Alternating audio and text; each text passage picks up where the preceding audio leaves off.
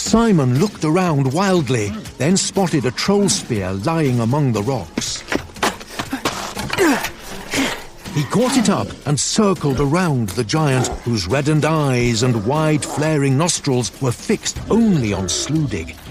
The creature's shaggy back loomed before him like a white wall. A moment later, before he even had time to be surprised at himself, Simon was leaping forward over the slippery stones, thrusting the spear as hard as he could into the matted fur. The shock of impact leaped up his arms, rattling his teeth, and for a moment he slumped strengthlessly against the giant's broad back. The Huna threw its head up in a howl, weaving from side to side as Sloodig drove in from the front with his spear. Simon saw the Rimmersman disappear, then saw the beast bend, shuddering, and knock Sloodig to the ground.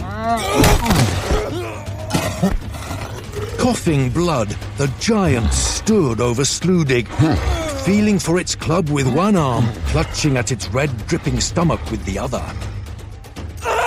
Mad with fury that this horrible thing should strike at his friends, even while his own life leaked out, Simon snatched a handful of its pelt in one hand and the wagging spear butt protruding from the giant's back in the other, then dragged himself up onto its back.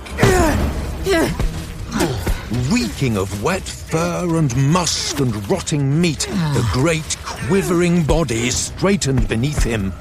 Huge talon-nailed hands came up, smacking sightlessly in search of the insect that had lighted upon it, even as Simon drove his canet dagger to the hilt in the giant's neck, just below the contorted jaw. A moment later, he felt himself caught up and flung loose by wrist-wide fingers.